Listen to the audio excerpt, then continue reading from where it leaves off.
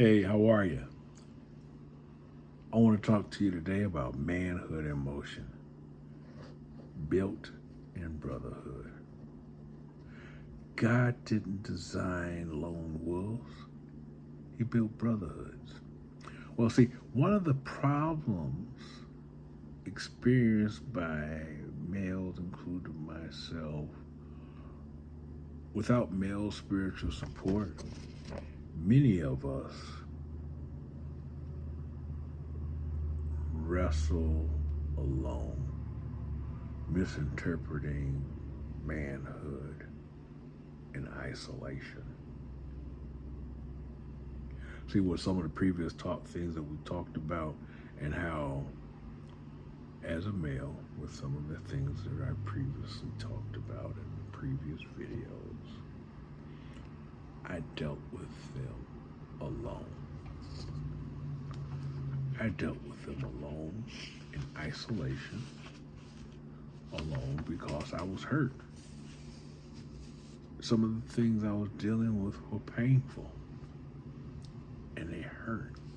Some of the things were because I was thinking about how others saw me and perceived me, thought about me, and how their thoughts and perception of me interfered or hindered the interaction or even having a healthy relationship with them, regardless of what the relationship was.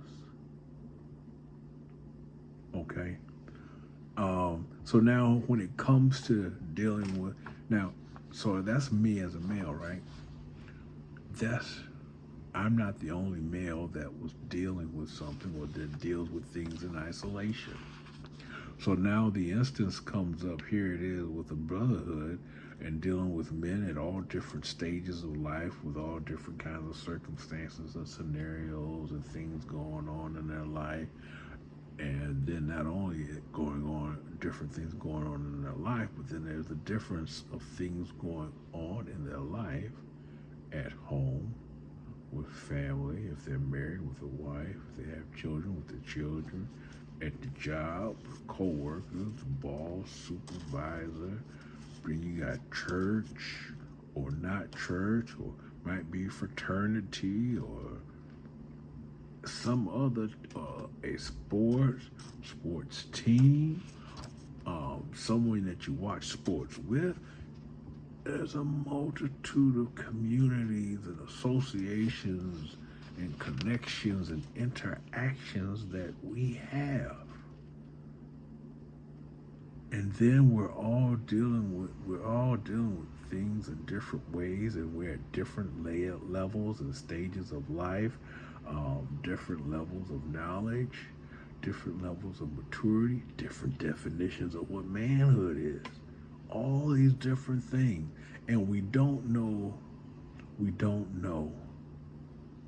who is safe to be around. See, now we want to belong, we want to have a sense of belonging, and what happens is we actually tend to gravitate toward those who have the same, basically what ends up happening underneath, we gravitate toward those who have the same problems, or in isolation about the same problems.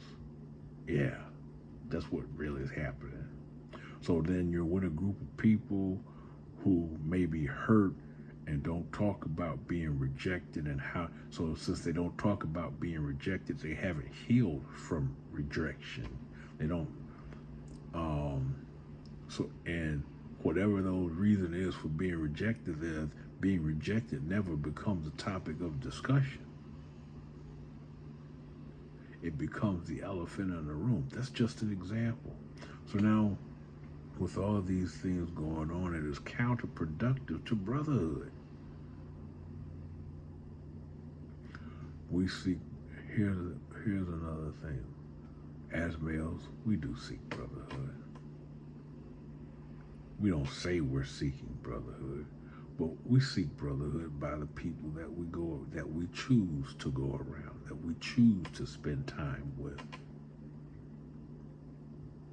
the amount of time that we give to spending with other males is the sign and evidence of one seeking brotherhood.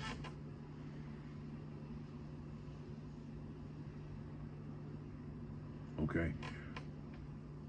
Whether it's with a fraternity, community volunteering, volunteering at church, whatever the function may be, it's regardless of the function, it's the instance of spending time with another male in a particular gathering. It's seeking brotherhood. Here's a possible solution that we do, as I was just describing, but more specifically, join a circle of godly men. See, brotherhood reveals blind spots, strengthens identity, and keeps you aligned with purpose. Reminds me of the scripture, I believe it was Proverbs 27:17, verse 17, where it talks about iron sharpening iron. It sounds great until one realizes that abrasion, the rubbing together of two surfaces, there's rough, there's friction, abrasion that occurs. That's required and results in sharpening. I had to come to realize and accept that there are times when I'm going to be called out. And it's not, even though some people use that to be in a harmful way, it is also a constructive way. It is not constructive criticism.